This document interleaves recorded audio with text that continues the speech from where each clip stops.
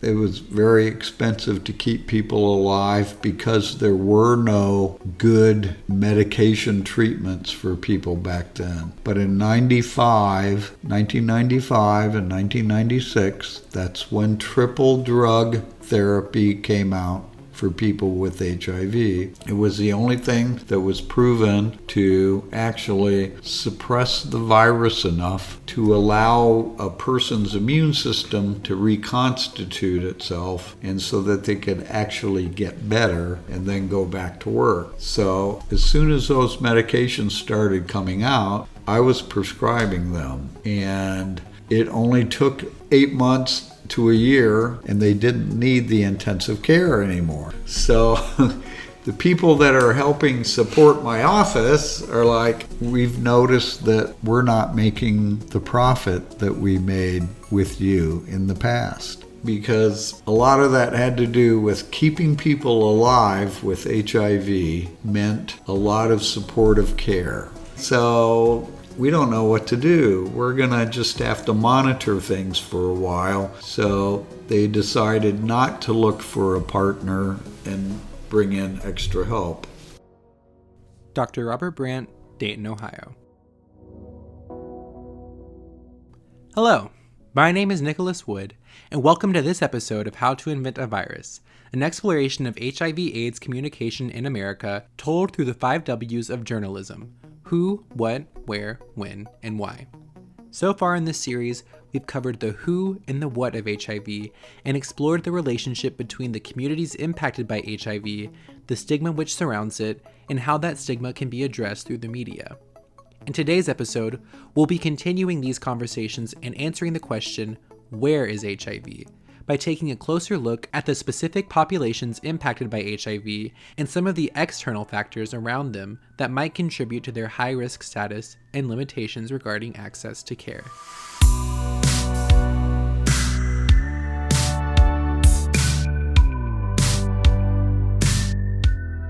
Okay, so the question, where is HIV, is kind of a confusing one, but I'm taking it to mean 2 things. The first interpretation just asks, where in the literal sense, as in, where on the US map would I find high populations of people living with HIV? The second interpretation is a little more abstract, but I think still a valid question worth investigating, and that's, where is HIV on the public's list of priorities? Along the way, I think you'll see how these 2 versions of the questions relate, but to start out, I'm going to answer the question of where HIV is geographically in the US. In the early years of the epidemic, HIV first rose to become a public health crisis in major US cities such as San Francisco and New York City because of their high concentrations of at-risk groups like the LGBTQ+ community and injection drug users. Thus, in response, these major cities are also where several of the most prominent HIV/AIDS research, support, and activist groups were formed, such as AIDS Coalition to Unleash Power or ACT UP, the Gay Men's Health Crisis, the San Francisco AIDS Foundation, and the AIDS Medical Foundation. In their time of crisis, these communities came together to fight for their common goal of ending AIDS, but also to uplift and support each other. Elsewhere in the country, however, the concentration of people living with HIV or in at-risk groups wasn't as strong. In rural areas of the American South, populations in general are more spread out, and this distance is even greater when you break it down into the subsects of populations dealing with the issues related to HIV. Among other things, the distance presents issues when it comes to proximity to care, but also when it comes to community support, so it can be a lot easier for people living with HIV in the South to feel isolated, especially when taking into account the fact that rural, southern areas are historically less progressive than northern metropolitan areas. So in many cases, the consequences regarding stigma around HIV are heightened, further driving people to conceal their status and avoid reaching out even to medical professionals. And as time has gone on, issues related to addiction have become an increasingly prevalent issue in America, particularly in southern areas, due to a number of complex factors having to do with the quality of life in those parts of the country. So, in America, it's those living in southern populations who are at the greatest risk. In fact, according to the latest data from the Center for Disease Control, over half of all new HIV diagnoses and nearly half of all HIV-related deaths are in the South. To learn more about issues regarding HIV plaguing the American South today, I spoke with Dr. Robin Polini. Dr. Polini is an associate professor in the epidemiology department at West Virginia University's School of Public Health. Throughout her almost 20-year career, Dr. Polini has focused her work on people who inject drugs, particularly in rural communities, to understand how our society and its healthcare system can help best care for that population and address issues regarding injection drug use in America. So the way in which I have looked at HIV is probably very different from someone who does clinical work in HIV. I am an infectious disease epidemiologist. So what I look at is the risk factors and distribution of disease, including HIV, in the population. And my population of specialty happens to be people who inject drugs. A physician could tell you more about how PrEP works in the body.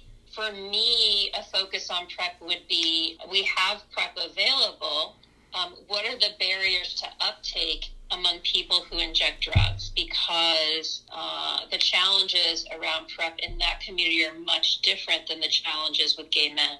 So even though we have tools like PrEP to prevent transmission, the challenge for getting those medications used in different high-risk populations, the challenges are different.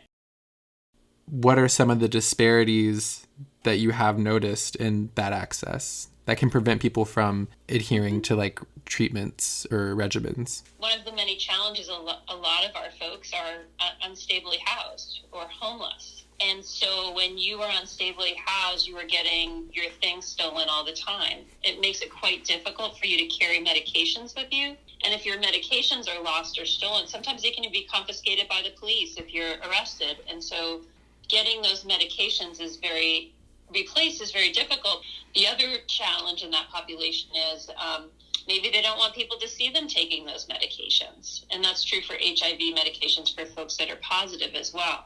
So it just creates a whole different set of issues versus any sort of population where people are stably housed. Maybe they have private insurance or they're able to pay out of pocket to replace medications, those kinds of things. And so I think sometimes people think, oh, we have these medications, everything is fine. Having the medications in our sort of arsenal is quite different from then deploying them to the different populations that need them. So I think people sort of forget that second part of the puzzle. Yeah, and I was gonna ask, the stigma is like such a huge part of the conversation about HIV, and in West Virginia, there's the huge epidemic with, drug addiction and everything, I guess, which also has a lot of stigma around it. So there's like that twofold thing going on there. So I guess my first question is, how have you seen the stigma around drug addiction hinder progress in sort of like implementing ways that we can prevent HIV in these communities, or just in like having conversations with people with HIV and getting them to want to talk about it too? That's such a great question, and I just got a grant from NIH to look at that, so you should call me back in 2 years and I'll tell you what happened. So actually the stigma is a huge issue, both around drug use and around HIV, and the intersectionality, right? The when you put those two on top of each other, it's a huge issue. And again, what we heard from people was, I'm not doing anything that requires me to give my name. So if you make me give my name to get HIV tested, I'm not giving you my name. And so I'm not going to get HIV tested. And we do not have testing opportunities in West Virginia that are anonymous. So that has to do with stigma around HIV, but also having your name as a person who injects drugs recorded somewhere, because injection drug use is illegal. And so anything where you have to provide a name to someone is going to be a barrier. All of those things are issues related to stigma. And the last one, I think, that is specific to rural areas is that it's extremely difficult to keep your HIV status confidential in a small community. So if you can imagine picking up your medications at the store, whatever it is, it's extremely difficult in small towns and rural areas to keep that confidential. And that has been my experience, not just here, but in, rural areas of California and other places that I've worked, confidentiality is a huge issue. What are some other issues that come up with rural populations that are dealing with things like HIV? I think one of the things that strikes me is in a lot of rural states, our HIV cases have been almost completely, until recently, among gay men. And so the system has been built up to serve that population. And now we have an influx of cases that are people who inject drugs. And the system just, it's not just that the system wasn't set up for that, but the people who run that system don't have knowledge of that population, don't have a good understanding of that population and what their day-to-day lives are like. And I think in bigger cities where they've had injection-related cases for a long time, they've done that. But in more rural areas where we didn't have as much injection drug use before, this is all new. I was reading an article that I think you were a co-writer on, talking about a program you were trying to implement in Kanawha County, the SOAR program, or the Solutions Oriented Addiction Response Program. There was a quote in that same article where it was like, since the 1920s, every effort to save the lives of people with substance use disorder have been demonized and slandered, but that doesn't change science. So, this is something that I say a lot. I'm sorry if you find the science inconvenient, but the science is the science. So we know that expanding access to sterile syringes reduces the likelihood that someone will be infected with HIV. That's just common sense, right? The more people have access to sterile syringes when they're injecting, the less likely they are to have to share syringes with someone else. So that's a fact. You can say that you don't like the idea of providing syringes to people. You can have a lot of objections, but you can't argue the fact that that is the most effective way to prevent HIV among people who use drugs. You can say you don't want to support those programs, but you cannot refute the science. And there's this odd sort of, well, if you don't have this program, then those people will go away. And nothing could be further from the truth. Getting rid of a syringe services program doesn't eliminate the drug problem. On top of dealing with the issues we were just talking about with the people who are, the actual people who are injecting drugs and who are at risk for HIV, do you also then have to deal with pushback from like governments and things like that as well? Yeah. If you're me for 20 years, 22 years, yeah, you do. And that opposition can come from everywhere, but it can also come from people in the political realm who see the value of those programs, but feel it's not safe to come out wholeheartedly and support them. So that's why the history of harm reduction is more of like an underground user-led history. Because people just went out and did it because they knew it was the right thing to do. And people will always go out and just do it because it's the right thing to do. But in some places, they can be criminally charged for that, and in some places, they can't. It's basically criminalizing public health. Right now in West Virginia, if you engage in the CDC evidence-based model of syringe distribution, you are breaking the law. So as Dr. Polini described, simple solutions for addressing HIV are made more complex due to interference from national and local government interests. They create barriers in access to prevention methods and treatment options, leaving people vulnerable. And this is where that second interpretation of where is HIV comes into play. As I mentioned in episode 1, it took 4 years for the President of the United States to even publicly mention AIDS, let alone create a plan of action to respond to the virus. It just wasn't on the public agenda. Since then, various administrations have been willing to address HIV in various capacities as the virus has remained a significant threat to public health, but many barriers to care still remain. One of the biggest issues preventing access to care has to do with healthcare. The US healthcare system can be incredibly difficult to navigate, especially when you're dealing with the life-changing health diagnosis like finding out you've tested positive for HIV. On top of that, a significant portion of new HIV diagnoses are amongst people ages 13 to 24, young people who have likely never had to deal with the healthcare system on their own, but whose lives now depend on it. Sabrina Klusman is a licensed clinical social worker and a PhD student at New York University's Silver School of Social Work, but before that, they worked in Jacksonville, Florida for the Jacksonville Area Sexual Minority Youth Network, or JASMINE, as the Assistant Director of Clinical Services. This work helped inspire them to pursue a PhD, as throughout her time at Jasmine, Sabrina worked one-on-one with queer youth, helping them as they navigated the ins and outs of the healthcare system following an HIV diagnosis, while also fighting for systemic change in how the Florida healthcare system operated. After consistently hitting the same barriers, they decided to pursue a PhD to help create changes in the healthcare system on a wider scale. I really enjoyed the conversation I had with Sabrina, and so much of what she said opened my eyes to a whole other side of HIV that I hadn't ever really considered, but there was one clip from our interview that I think succinctly exemplifies how flawed our healthcare system can be, especially for the young queer people Sabrina worked with.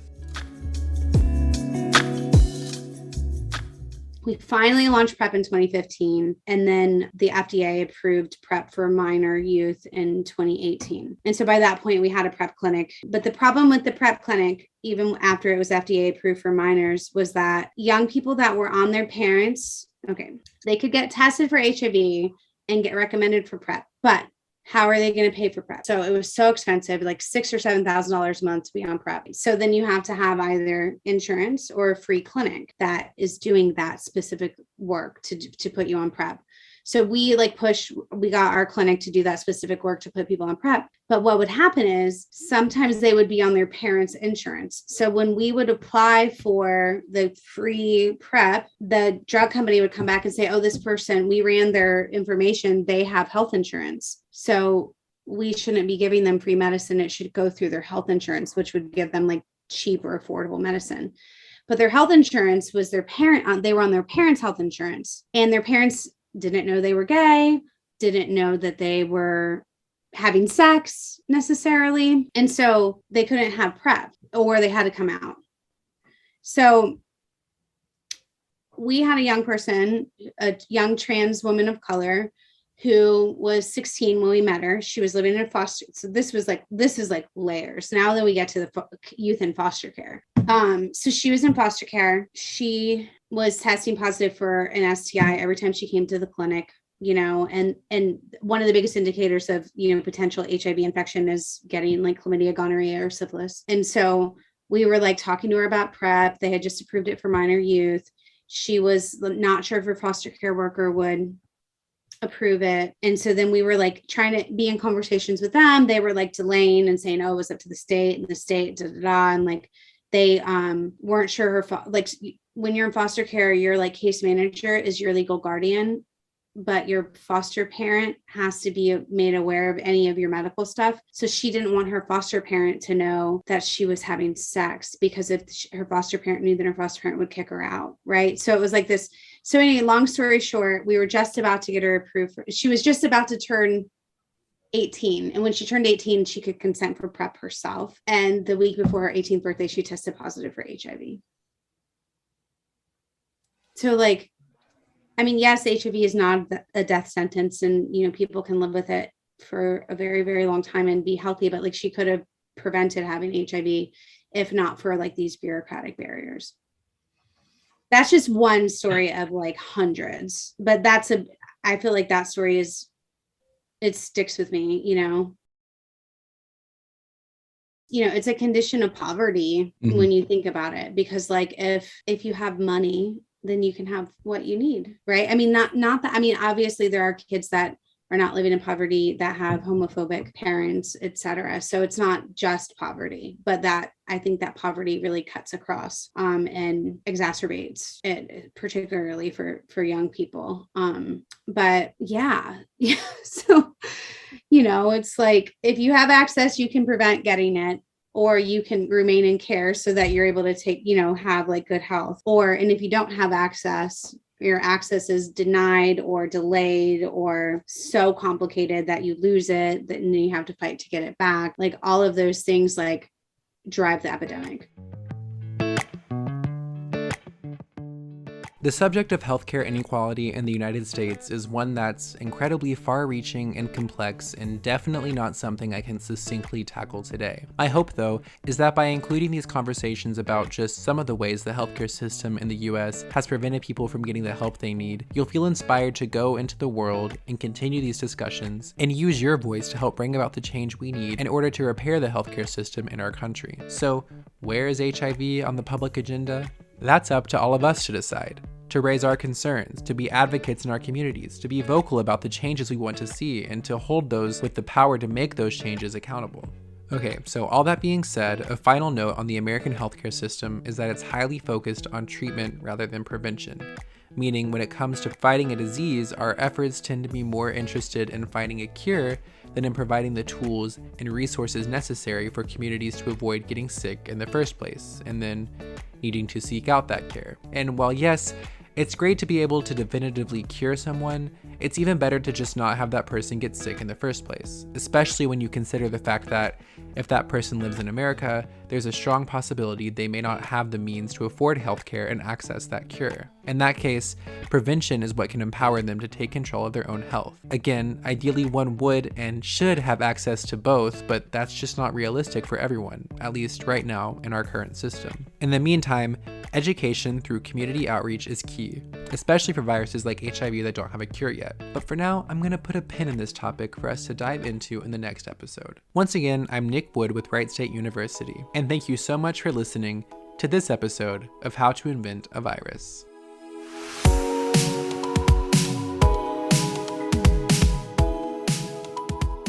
A special thank you to Dr. Robert Brandt, Dr. Robin Polini, and Sabrina Klusman for speaking with me for this podcast, and to Dr. Marie Thompson for her advisory support in the creation of this podcast. For more information on HIV resources in your community, such as testing, treatment services, and prevention options, click the link tree in the description of this episode. Thanks!